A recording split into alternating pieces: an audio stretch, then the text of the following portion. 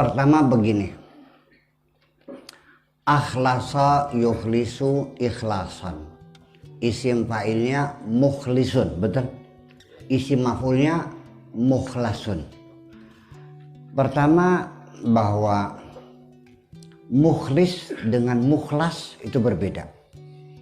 Kalau mukhlis isim fa'il, kalau mukhlas isim maf'ul. Coba dengarkan firman Allah ketika menceritakan iblis dendam kepada manusia karena gara-gara manusia iblis diusir dari surga. Dia mengatakan, qala fa bi'izzatika la ughwiyannahum ajmain illa ibadaka minhumul mukhlasin. Awas, bahasanya yang salah. Illa ibadaka minhumul mukhlasin. Mananya, aku bersumpah demi kebesaranmu ya Allah, manusia akan kugoda semuanya. Tetapi ada orang-orang yang tidak mempan digoda oleh aku, yaitu minhumul mukhlasin, orang-orang yang mukhlasin, yakni ikhlasnya sudah 100%, sudah disetempel, ya kan, dilak, yang sudah tidak bisa dipermainkan oleh setan-setan itu. Kalau kita ini mentok-mentoknya mukhlisun, belum sampai mukhlasun, itu artinya kita lagi berupaya ingin menjadi orang yang mukhlis, orang yang ikhlas. Itu bedanya. Jadi artinya tetap kita selalu mudah tergoda oleh setan. Kemudian ikhlas yang dipertanyakan Bapak siapa namanya? Siapa? Rudi, Bapak Rudi. Ini Budi, Bapak Budi. Ikhlas dalam bahasa Indonesia apa ikhlas dalam bahasa Arab? Karena berbeda. Asalnya bahasa Arab, begitu pindah ke Indonesia maknanya sudah bergeser. Ya, takwa bahasa Arab, begitu takwa bahasa Indonesia maknanya sudah bergeser. Murid bahasa Arab atau murid bahasa Indonesia. Kalau murid bahasa Indonesia itu anak-anak didik yang masih kelas SD, namanya murid. Kalau SMP SMA namanya siswa. Kalau perguruan tinggi namanya mahasiswa. Kalau di Arab, murid ini adalah siswa yang tertinggi. Gurunya namanya mursid. Anak namanya murid. Kalau SD namanya tilmidun. Ya kan? Nah, kalau mahasiswa namanya tolabah. Kalau sudah kelas tinggi S3 ke atas itu namanya al-murid, beda. Itu mananya. Maka harus kita waspadai ikhlas bahasa Arab apa ikhlas bahasa Indonesia. Kalau ikhlas bahasa Indonesia maknanya purpuran baik. Sampean ngutangin yang uang, bayar kapan? Samang kelek. Sajeng kelek. Tagi maning engko sukiki. Iya, tekamane kan sukiki, iya sukiki, ya kan sukiki. Saya akhirnya saking mengkelek, wetan sih wis ikhlas baik, wis pur wis, nya wis ikhlas akan, artinya wis aja bayar maning. Saya kira seperti itu. Maka seringkali pemahaman ikhlas dalam bahasa Indonesia berpengertian bahwa orang beribadah kalau ikhlas itu tidak minta upah. Purpuran sih. Tetapi sebetulnya ikhlas dalam bahasa Arab itu sekalipun minta imbalan masih dalam wilayah ikhlas.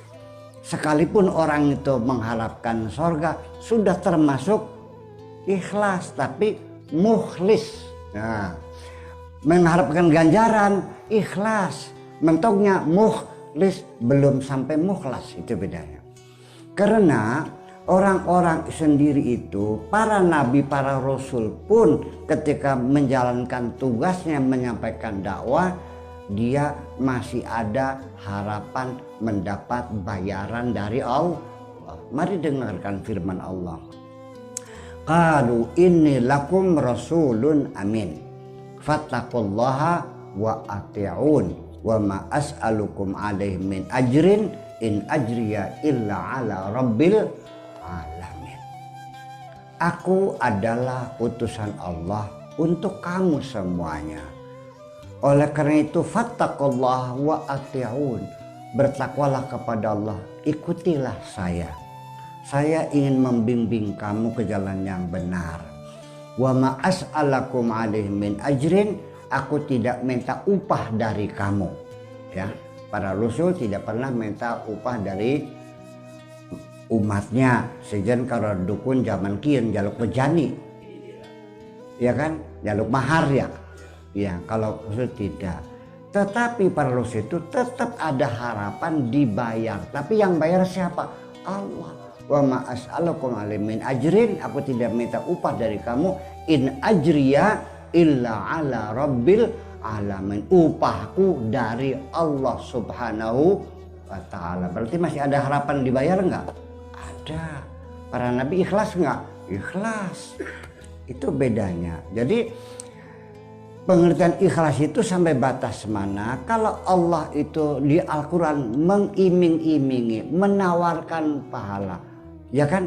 Wasari'u ila maghfiratin min rabbikum wa jannatin arduhas samawati wal ard. Segeralah engkau bertobat pada Allah, berbaktilah kepada Allah. Allah menjanjikan, ya, lahum jannatun tajri min tahtihal anhar. Allah sendiri yang mengiming-iming, yang menawarkan surga. Maka kita sah saja kalau kita mengharapkan surga. Kalau orang itu beribadah mengharapkan surga, ya ujung-ujungnya dia minal mukhlisin. Oke? Nah, kalau untuk tidak lagi berharap apapun, nanti penghujungnya Pak Rudi ini tergolong minal mukhlasin.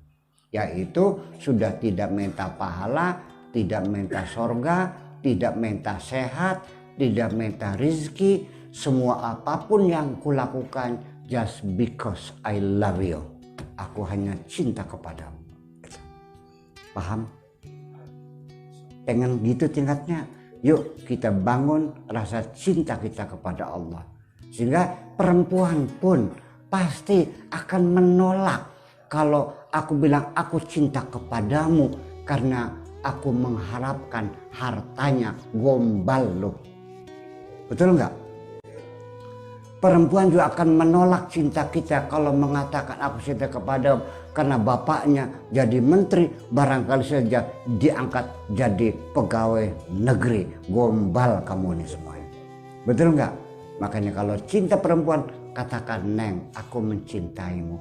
Aku menerima segalamu dengan kebaikanmu, dengan burukmu. Aku mencintaimu lahir dan batin. Siap? Itu pada perempuan. Kepada Allah juga sama. Cuma nanti yang jadi masalah ini bagaimana caranya membangun cinta kepada Allah. Itu yang menjadi sulit.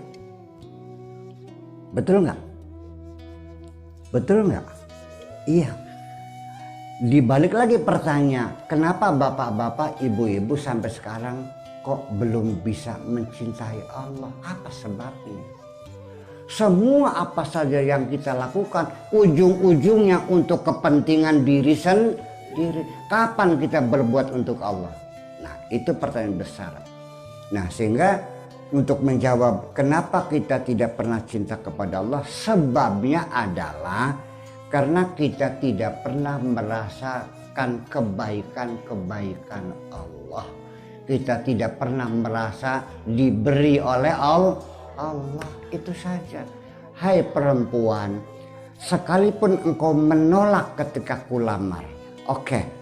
Jadi mau nggak? Nggak mau. Oke, sudah baiklah. Tapi setiap hari saya kirimin uang 10 juta. Mobil saya kasih.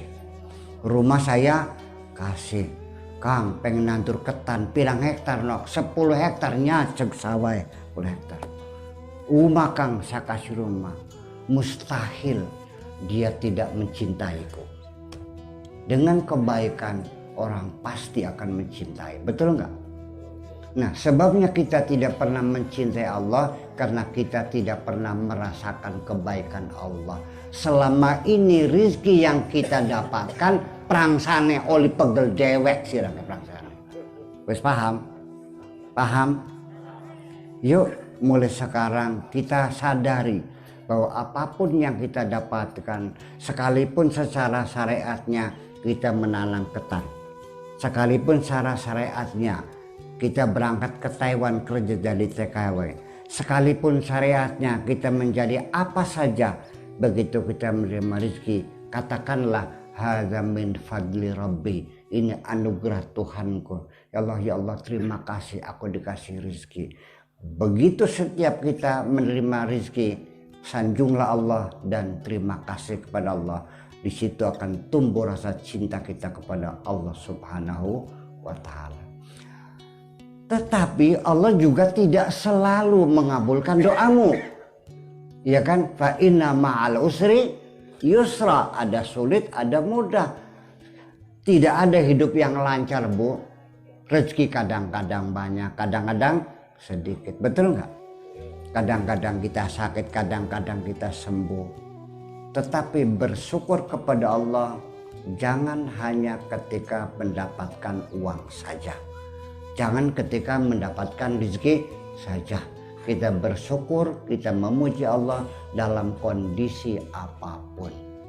Selalu mengatakan alhamdulillah. Bisa manen, beli payu-payu laki, ketemu karo demenan, ngejak kawin, dua laki ini demenan maning, oleh duit akeh, oleh setitik, oleh duitnya hilang, alhamdulillah. Nah, kalau kita sudah betul-betul mencintai Allah, kondisi apapun kita selalu memuji Allah. Nanti setelah itu, apabila kita selalu memuji Allah dalam kondisi apapun, nanti Allah akan mengatakan, wahai hambaku, apabila mulutmu selalu memujiku, maka nanti apapun yang keluar dari mulutmu pasti aku dengarkan. Disitulah di ujung lidahmu ada namanya kun fayakun. Apa yang kau ucapkan pasti terjadi.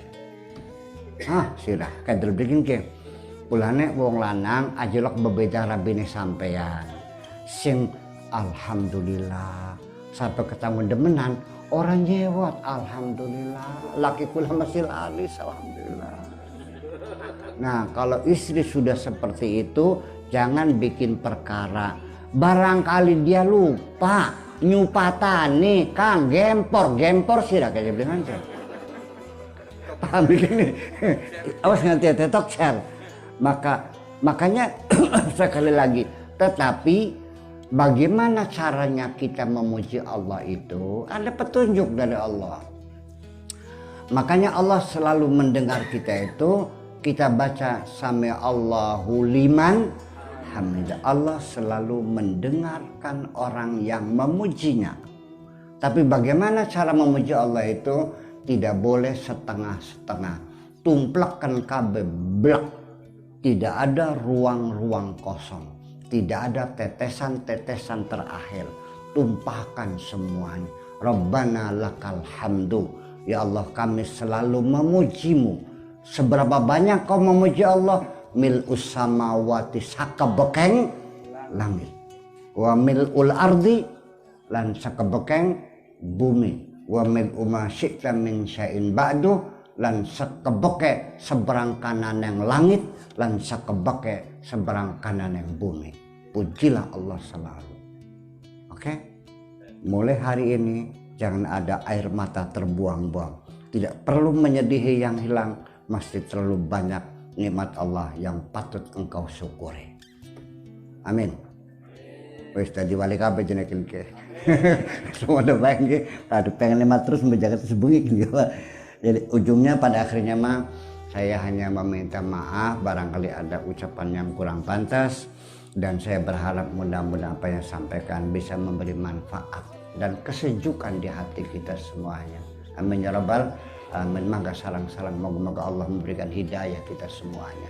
Bismillahirrahmanirrahim. Rabbana auzi'na an nashkura ni'mataka allati an'amta 'alaina wa 'ala walidayna wa an na'mala salihan tardah وادخلنا برحمتك في عبادك الصالحين ربنا آتنا في الدنيا حسنة وفي الآخرة حسنة وقنا عذاب النار وصلى الله على سيدنا محمد وعلى آله وصحابته أجمعين سبحان ربك رب العزة عما يصفون وسلام على المرسلين والحمد لله رب العالمين. السلام عليكم.